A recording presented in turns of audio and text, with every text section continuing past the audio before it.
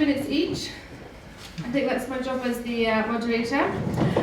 The panel will be about economic and taxation. Sirajuddin Isha is a PhD candidate at SOAS University. He focuses on political economy and taxation for state building in post-Afghanistan. He's also a political economy researcher with extensive experience in banking, finance, taxation, and state building. So I know why he's been invited on the panel. If you could please take it away if your presentation is ready. Thank you. Shall I take this one? I think that works. Thank you very much for the nice introduction. So basically my presentation is very much a reflection of my PhD studies I've done in the past 5-6 years. Moderator's got it. Yeah. Okay, so it's basically a reflection of my PhD thesis of the past 5 to 6 years back in Afghanistan. So I'm going to be, it is a long presentation, but I try to manage it within 7 or maybe 8 minutes, but I try to be as short as I can be. So basically, taxation and state building in Afghanistan is very much influenced and affected by 3 key intertwined factors that are namely the nature of political settlement, the taxation policies, and finally international influences via aid and assistance. And basically, this was the case historically as well as today. I briefly go through the history, and I will jump quickly because I know we don't have a lot of time. So if you go back to the time of Abdur Rahman Khan in 1880s to 1901, so he consolidated this, it was the same story, nature of political settlement. He consolidated his power by external funding, by aid and assistance from British subsidies, and he made a lot of agreements with sections of society recognizing him as an imam or as religious leader. And based on that, he said that God had commanded all to pay taxes to the king, and any negligence in paying taxes would be considered as an abandonment to the God's command. And that's why his nature of taxation throughout of his rule was very coercive and very much led to resistance and revolt. And then in Amanullah, if you look at it, independence cost Afghanistan to lose the British subsidy that Amanullah Khan was in receipt of. So what he did, as there was no aid money coming, so he very much relied more on taxing the people. But as you know, nobody loves to pay money, so tax was resisted. There was already a number of reasons, social, religious, that I do not want to talk about. But at the top of it, one of the main reasons that the Maula's government collapsed was because of the taxation. Unlike Abdur Rahman Khan, he did not have enough money or British subsidies so that he could suppress the revolts, which Abdur Rahman Khan did. That's why pushing a lot of taxes on the people led his government to collapse, in addition to the other factors that some of the friends I think talked about. And then the Musahiban comes in. When I say Musahiban, I mean Zahir Shah, King Zahir, Dawood Khan, all of them. So 1933 to 1978, basically, and they have learned lesson from Amanullah. That's why they didn't there was a kind of conservative nature of political settlement.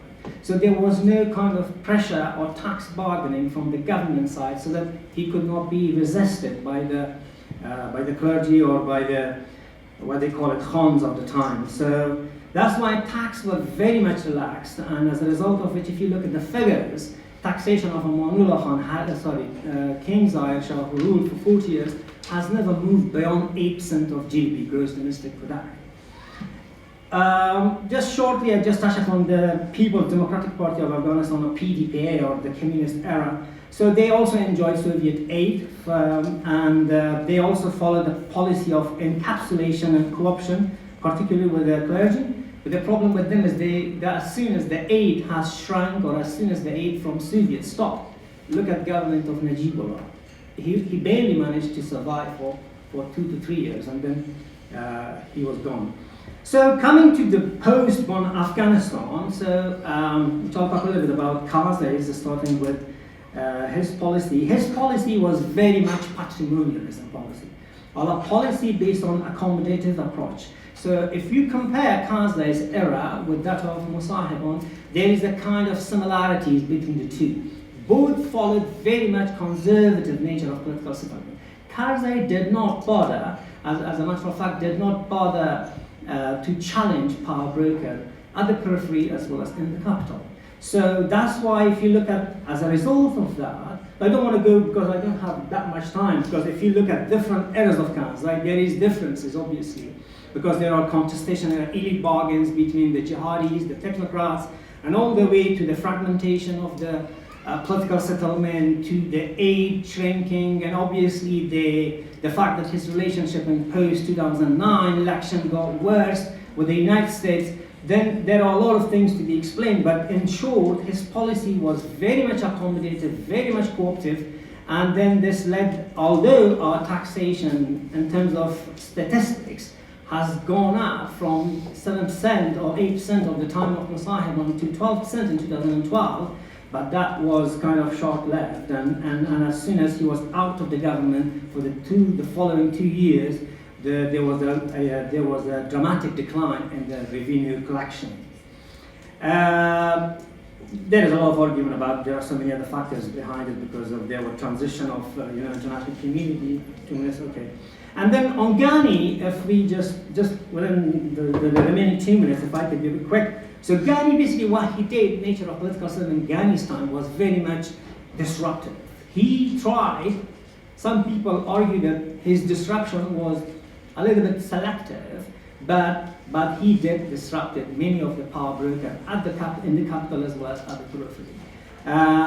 As the aid started to shrink after 2014, just like Amanullah, like what he says, the incomplete chapter of Amanullah, so he relied more on taxation. So if you look at the revenue level after Ghani's time, so it was on rise, but if you look at the security situation, because if you look at the GDP growth rate, because you can't generate you can't mobilize resources when you don't have a strong economy, and that strong economy very much depended on the support of the people, power broker at the periphery, which were kind of in hostile relations with Ghani. So in terms of taxation, he introduced a number of tax measures, BRT, double, mobile taxation, or what they call it, fee on the top-up card taxes, and obviously a number of others.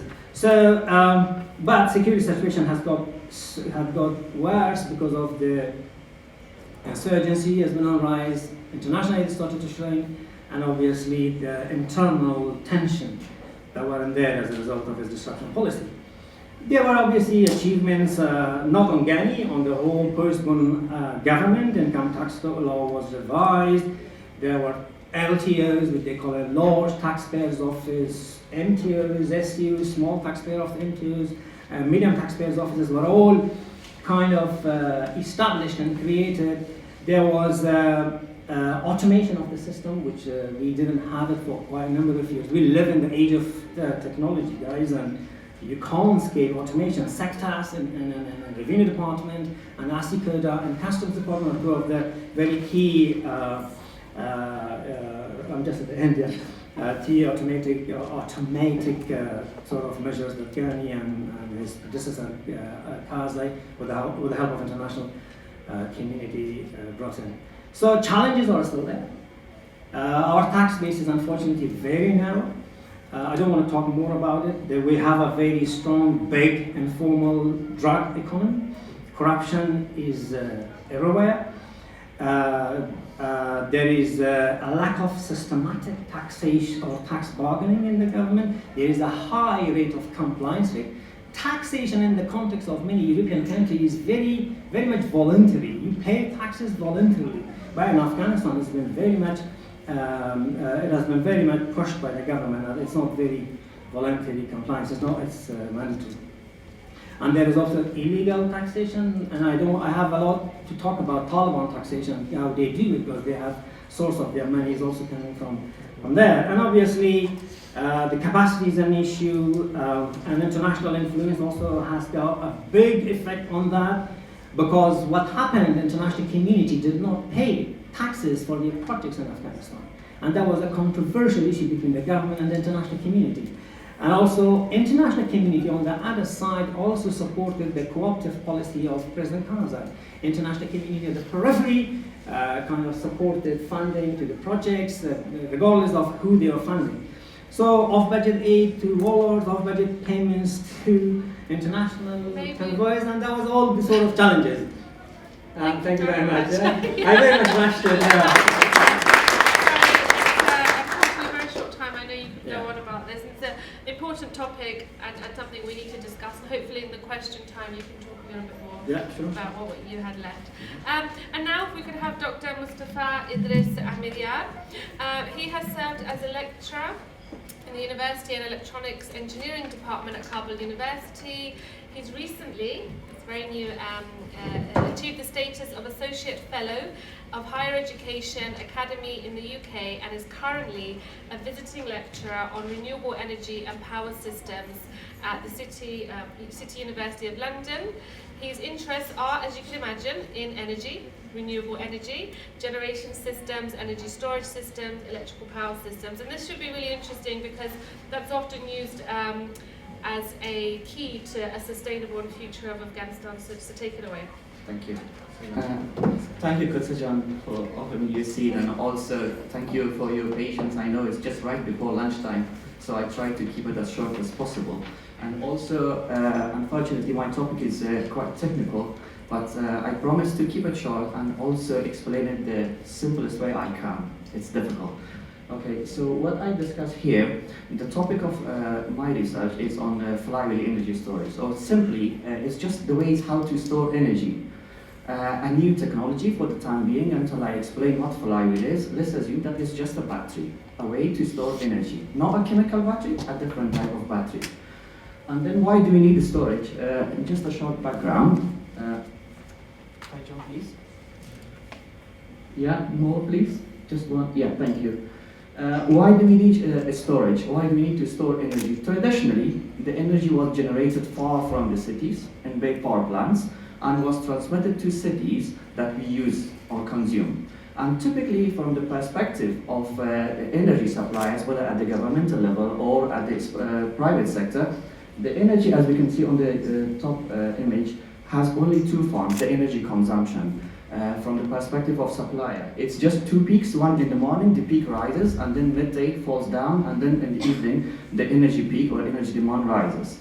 But nowadays, it has changed slightly. So how it has changed? Like time of use tariffs, different energy tariffs used, technologies, different types of electronics, electric vehicles, and also consumer or customers awareness. They have tried to change the trend of energy. So the energy use, as you can see in the hidden dashed line, it's different. So how is it going to be in the future?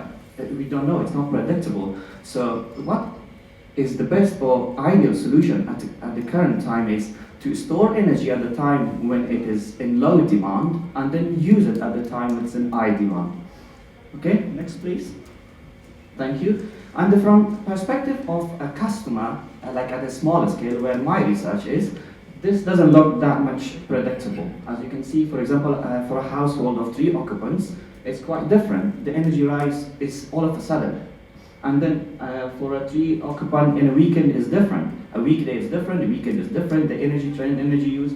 And also lastly for 5 occupants, for example, in a house, it's quite different. So what we need at this time is to store energy at the time when the demand is low and then provide it all of a sudden on fast response storage immediately. So now the question is why, we know that energy needs to be stored. And what energy? What type of energy storage? We know chemical batteries are there. We all know we use them in different technologies. Like we have them in our mobiles and also in electric vehicles everywhere. So, but what's the problem with the batteries? I'm going to come to that in a minute. Next, please. Thank you. So my research is specifically flywheel energy storage. It's a new technology, not much known by the public at least. So this new technology of flywheel energy storage is that it's a big cylinder typically, but very heavy. as soon as you can run it or you can rotate it, then it maintains its momentum. In simple terms, like consider riding a bicycle. When you pedal the bicycle, it keeps running. So two ways how you can maintain your momentum for riding a bicycle. Either you need to pedal faster and then allow it to go, or supposedly have bigger wheels, heavy wheels. That I know it's a challenge at the beginning, but once it's running, it keeps going forever. So that concept is used here for the flywheel energy storage. So a big or a heavy cylinder is used, and an electrical machine is used to run it. So we run it, and it keeps rotating at very high speeds, and can maintain its energy for some time. The prototype that has been built at City University is as shown there, and also a cross-section of the technology that can be seen. So now, next please, sorry John. Now, I come to the point that what's the problem with the batteries? The chemical batteries are already there. What's their problem? The problem is their depth of discharge. We have to maintain them. We have to be careful of using energy. If we discharge them quickly, or if we discharge them deeply, they will degrade. Their lifetime will be affected. A recent research, these are the results that plotted from a recent research, shows for 3 different types of batteries, like a lithium-ion, sodium, sulfur, and lead acid, the 3 common ones. And as you can see, if in the horizontal axis, if they are discharged deeper, their lifetime will be much lower. So the more, as the concept of before, in the second column, as we can see, the energy spikes going up and down, up and down. So if we use that to use a battery to store energy in that condition, the battery will be reducing its lifetime. So for a like-to-like comparison, we have compared 2 columns, batteries and flywheels. They have their attributes and drawbacks. For example, in terms of fast response, which one is fast response, in terms of efficiency, technical maturity, and so on and so forth. And we can see that there is no specific winner or loser. Although everybody knows what a battery is, a chemical battery is, but not many people know what a flywheel is. Next, please. Yeah, please more. Just one more, thank you. So the objective of this research, or the motivation for this research, was for developing countries, like for Afghanistan. So in countries like Afghanistan, the electrical grid is quite intermittent. It's on and off, it's not consistent, so definitely energy needs to be stored. And also, we use renewable energy. We are going towards using more renewable energy, such as solar and wind. So if we use that, they are intermittent as well. They are not predictable. We definitely need to store energy. And also, another thing is that in Afghanistan, in developing country, a very easy approach being used is to use a diesel generator and run it at the time when the system is not operating, and just spend diesel. But they are main sources of carbon dioxide and contributing towards global warming. And then lastly, again, like I said before, the only type of storage known in these developing countries is the chemical batteries. So what we researched here, our research was focused on a system which is consisted of a diesel generator, a PV system, solar photovoltaic system, wind generation, and an AC load, which is the customer. And we considered that what if instead of a battery, we use flywheels, we bunker flywheels, like 4 or 5 flywheels, 1 flywheel, how many, depending on how much energy we need. So what outcomes can be achieved? Thank you. So the findings of our research show that we considered 3 study cases, and for each of the 3 study cases, for case number 1, we said that if a flywheel is used, and the energy consumption or the reliance on diesel generator could be 100% reduced, or in other terms, we would not need a diesel generator for the case study 1 that we implemented.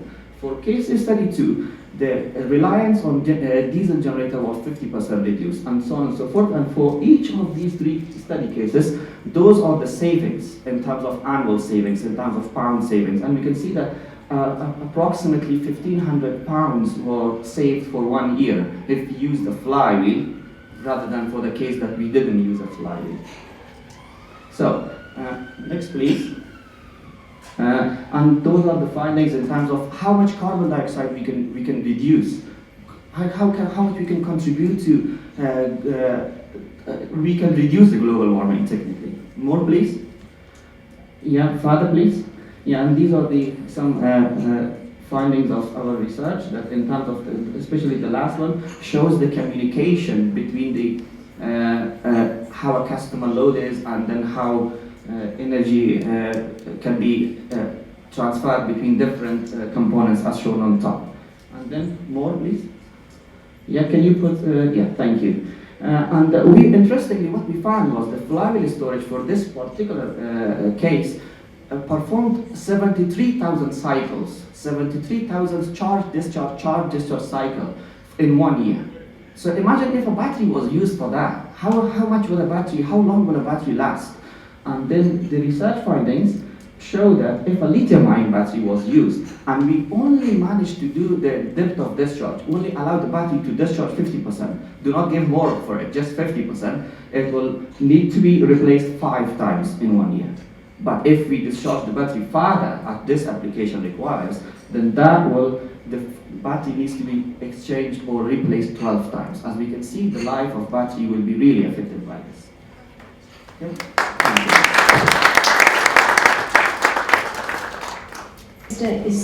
In the United Kingdom, we have an independent public accounts committee which ensures all government spending is managed effectively and that there is accountability instilled, as well as transparency.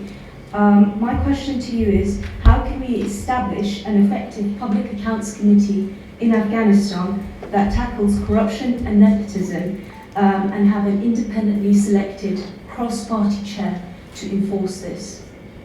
Thank you. That's the first question, and then we have.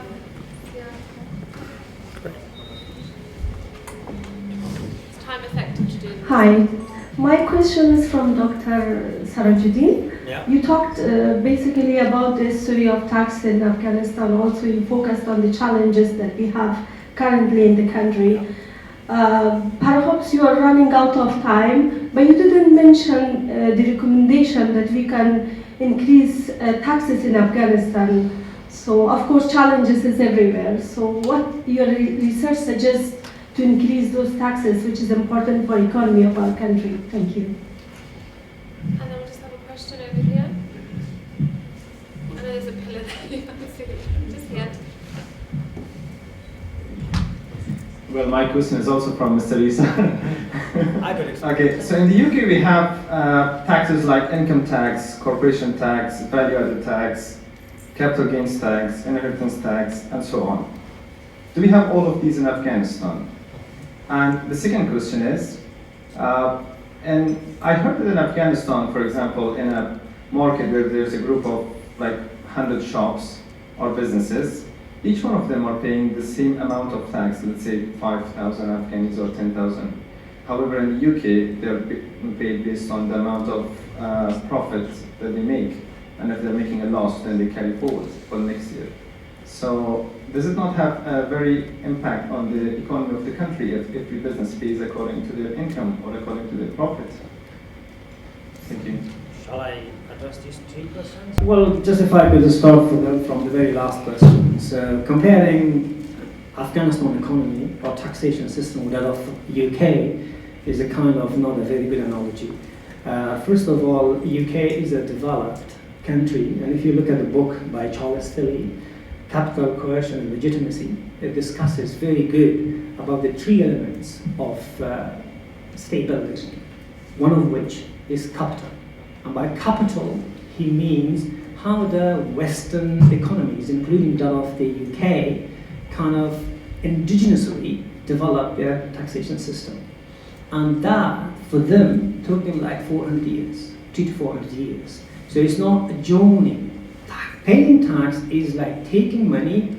According to some scholars, tax has been defined as a legitimate theft.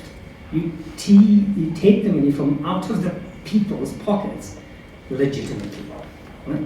So people would not like to pay taxes. So like when you say, but if we just see the comparison with preceding eras of Afghanistan, I would say we had taxation introduced at the time of Amanullah, but it wasn't that as good as it is at the moment. We have a number of taxes introduced after post-born Afghanistan. So we have all these withholding type of taxes. We have income taxes, 20%. There is no national insurance contribution that we have it here. Good thing. But the problem is not about the types of taxation. The problem is about how compliance it is. Taxation, unfortunately, in Afghanistan is not voluntary, and people would not like to pay taxes. And interestingly, taxation in Afghanistan is very arbitrary. What I mean by arbitrary, a tax official or a customs official. So there are two definitions between, or two distinctions between ARD, which is Afghanistan Revenue Department, and then you have got Afghanistan Customs Department, ACD.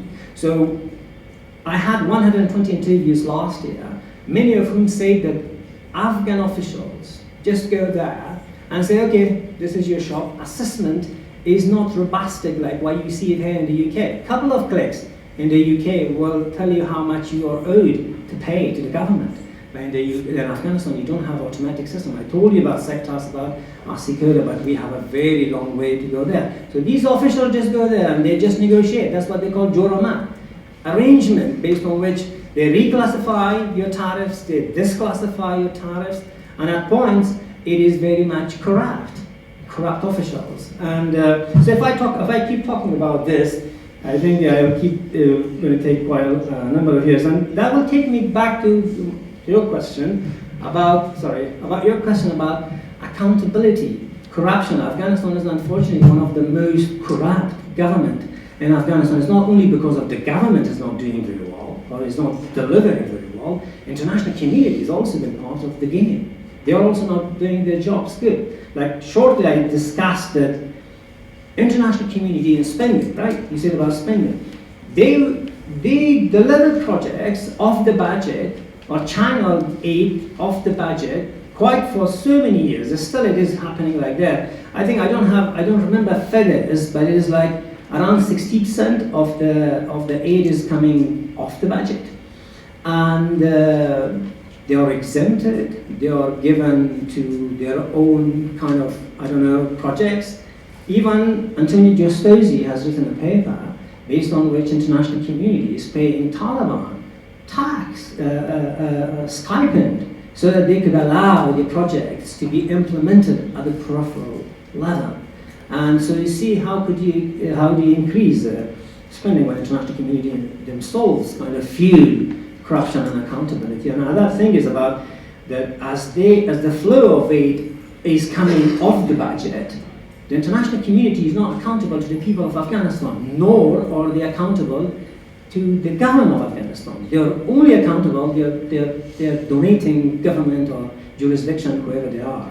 And that has been a very controversial topic between the government. It was a dispute, to be honest, between the government and between the international community. What was the question? Recommendation.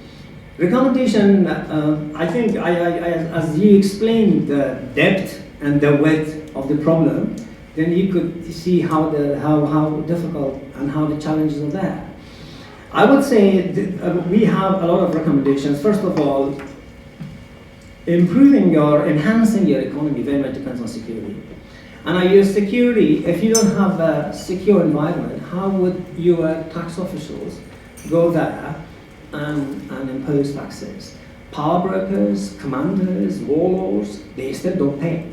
There is a good paper by Jonathan Bhutan, who's my supervisor as well. He talks about the political economy of borderland and border. So, as I said, there is a difference between customs and revenue. If you look at those, say for instance, Herat customs, or say for instance in Jalalabad in Torkham border, or Islam Qala, or in Nimruz, or in Sherkhan Bandar. All of these are very good sources of rent and revenue to the people who are controlling there. You may have heard about Attar, who said that if you push me, I'm not going to give you the money back. And this was the case with Gulab Shirzai, with Ismail Khan, with so many other power breakers that we haven't. I think it's Sorry, my question is to Mr. Mustafa. You explained about the scaled model of your battery and everything. It's interesting because you said the scale works, and you've given proof of how much better the small scaled version is.